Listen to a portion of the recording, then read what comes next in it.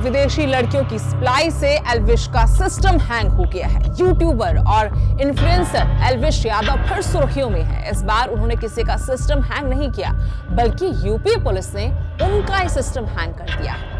एल्विश यादव के खिलाफ केस दर्ज हुआ है।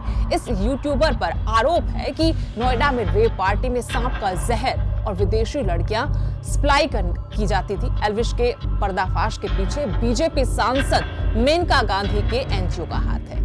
बीजेपी की कद्दावर नेता, वरिष्ठ नेता मेनका गांधी के एनजीओ की तरफ से एनिमल वेलफेयर ऑफिसर गौरव गुप्ता ने नोएडा पुलिस को शिकायत देकर एफआईआर दर्ज करवाई थी। इस पर यूपी पुलिस ने कार्रवाई की।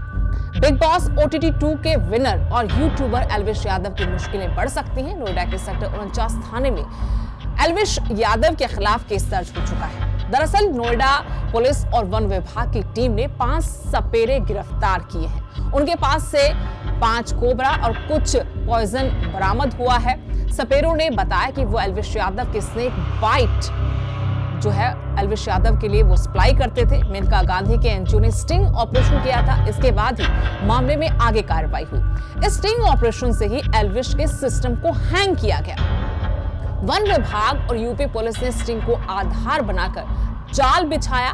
नोएडा पुलिस ने प्रतिबंधित सांपों का जहर सप्लाई करने वाले गैंग को लेकर छापेमारी की और इस मामले में 5 लोगों को गिरफ्तार किया। रेप पार्टी में सांप का जहर और विदेशी लड़कियों की सप्लाई करने के आरोप में गिरफ्तार 5 लोगों से जब पूछताछ की गई तो उन्होंने यूट्यूबर एल्विश यादव को गैंग से जुड़े होने की बात कही।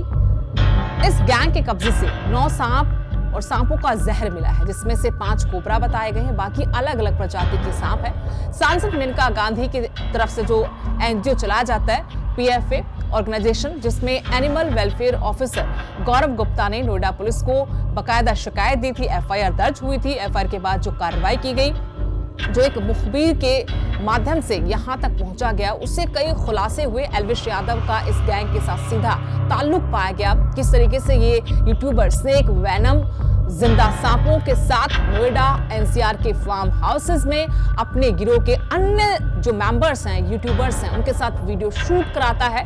गैर कानूनी तरीके से रेप पार्टियों को अंजाम दिया जाता है, जिसमें बाकायदा विदेशी लड़कियों को भी बुलाया जाता है। स्नेक वेनम नशीले पदार्थों का सेवन यहां पर करवाया जाता है। इस सूचना पर एक मुखबिर खास ने इस पूरे मामले में एल्विश यादव से संपर्क किया था और नोएडा में रेप पार्टी करने और सांपों और कोबरा वेनम का प्रबंध करने को जिस पर कहा गया, तो उसने अपने एजेंट राहुल का नाम बताया और उसका मोबाइल नंबर भी दिया। कहा कि इस व्यक्ति से मेरा नाम लेकर बात कर लो। मुखबिर खास ने उस राहुल नाम के तस्कर का जो नंबर दिया था, उस नंबर पर फोन किया। इस राहुल नाम के ही शख्स ने एल्विश यादव जो यूट्यूबर है उसका नाम लेकर बात की, तो वो पार्टी करने को तैयार हो गया। बोला कि आप जहां कहें मैं सांपों के साथ अपने साथियों को साथ लेकर आऊंगा। इसके बाद वो व्यक्ति अपनी टीम के सदस्यों के साथ 2 तारीख की बात है, सेक्टर 51 में जो सैफरन बैंक्वेट हॉल है वहां आने को तैयार हुए, क्योंकि यही वेन्यू डिसाइड किया था इस रेप पार्टी के लिए और इस वेन्यू पर जो आरोपी है वो आने को तैयार हो गया था। इसकी सूचना साथ ही साथ DFO नोएडा को दी गई थी। जैसे ही सभी तस्कर वहां पर बैंक्वेट हॉल में पहुंच गए थे तो उनसे बातचीत करने के बाद कहा कि जो सांप आपके पास हैं, हालांकि वो प्रतिबंधित सांप थे, फिर से आपको बता दें, सांप जो है उनको देखने की इच्छा भी जाहिर की गई। इन लोगों ने सांप दिखाए, तब यकीन हो गया कि जो सूचना दी गई थी इस गैंग के बारे में वो बिल्कुल सही थी, सटीक थी। सेक्टर 49 नोएडा की पुलिस और वन विभाग नोएडा की टीम को भी इस बारे में सूचित किया गया। टीमें वहां पर पहुंची और फिर इनको गिरफ्तार किया, पूछताछ की। इसके बाद ये पूरा खुलासा हुआ कि किस तरीके से ये गैंग काम करता था और इस गैंग में एल्विश का नाम भी शामिल था। एल्विश भी इस पूरे गैंग का हिस्सा था।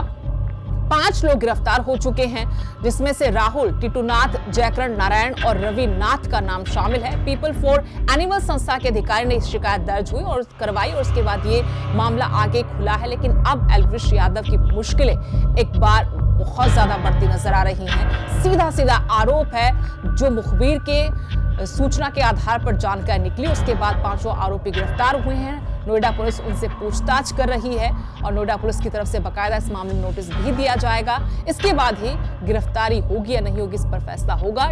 DCP की तरफ से भी कहा गया है कि इस मामले में आगे जांच की जाएगी।